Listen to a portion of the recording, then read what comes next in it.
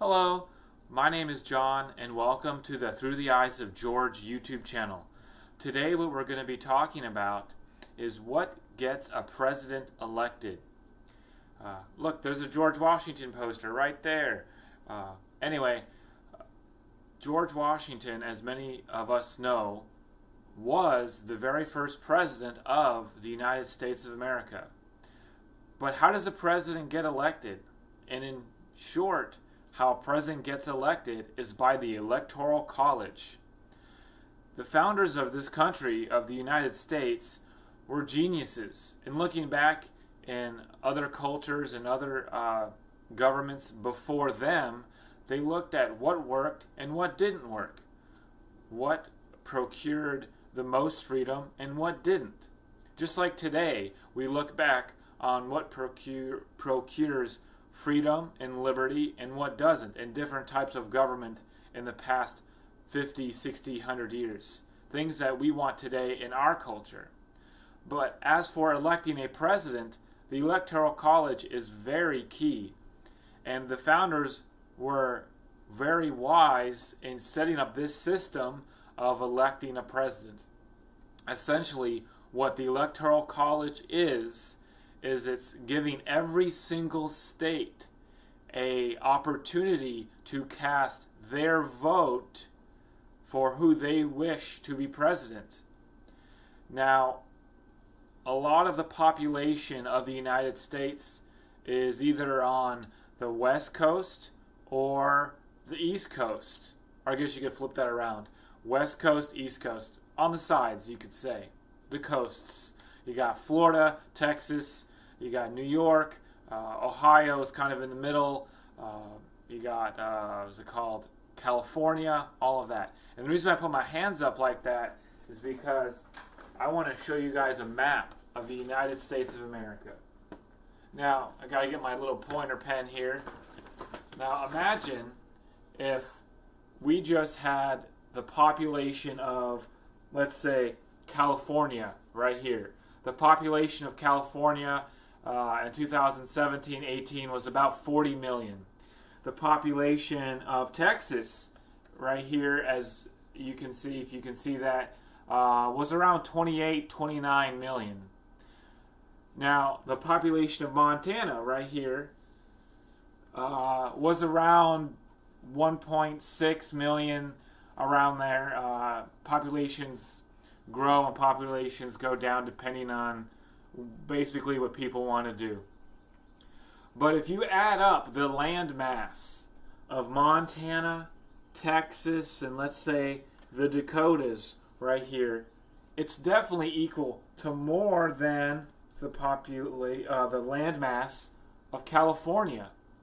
But the population of California is 40 million, around 40 million. So is it logical to have whoever becomes president be voted in just by the people who live in California, Texas, Florida, Ohio, Illinois, New York? What about everybody here in the middle of the country? What about those people? George Washington. You're probably wondering when I'm going to talk about George Washington. George Washington never in his life thought. There's no quote on what I'm about to say next. This is just, I'm going to paraphrase this. This is my opinion, okay? This channel tries to always give the truth about George Washington.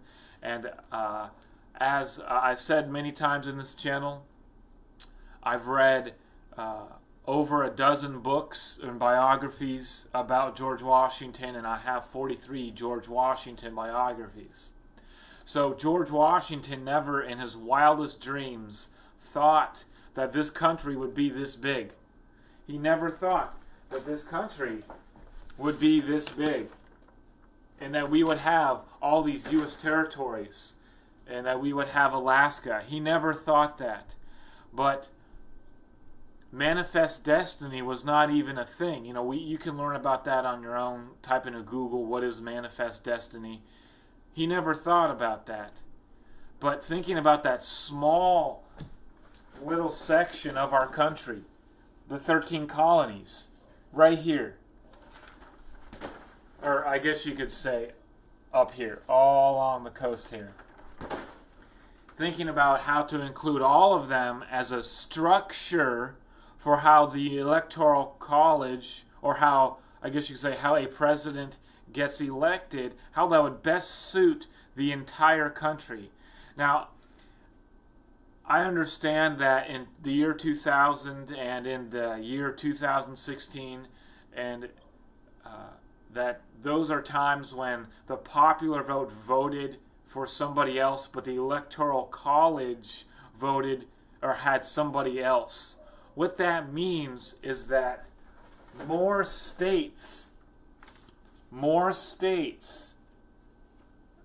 physically elected or wanted a different person, where the population was different. The population was much higher for wanting somebody else. But more states voted for a different person. So that means that, let's say, hypothetically speaking, for example, I just want to emphasize that. Let's just say, like I said at the beginning of this video, Illinois, Ohio, Indiana, Florida, New York City, Texas, and California.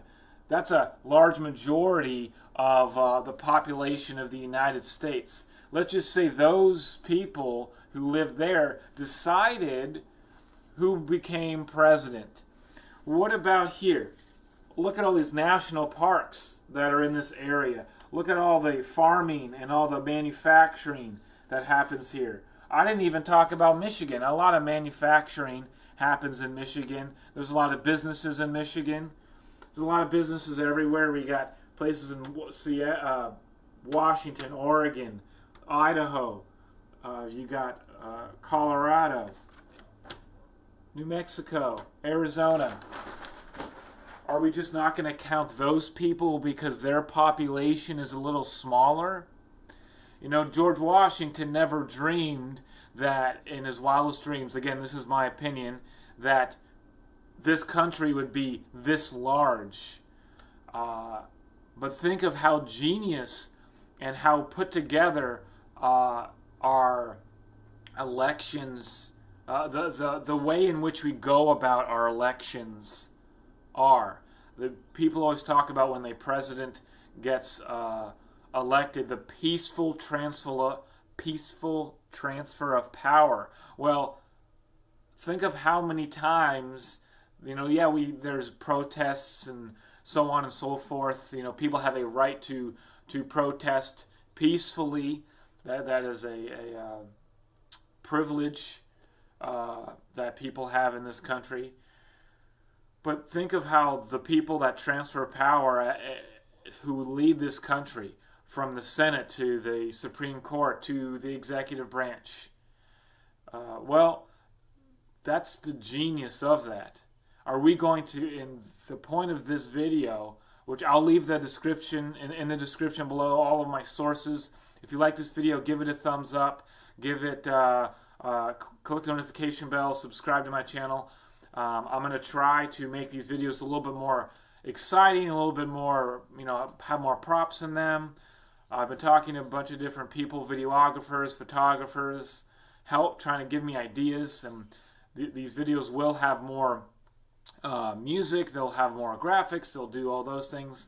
I just want to talk about something important about George Washington and how he became the first president, which is by the Electoral College, and or how a president gets elected, which is by the Electoral College, which is in the Constitution, Article 2, Section 1, if you're looking for that. But anyway, thank you for watching this video. I know it's kind of long. I try to make my videos short. But thank you, and looking forward to seeing you soon. Bye.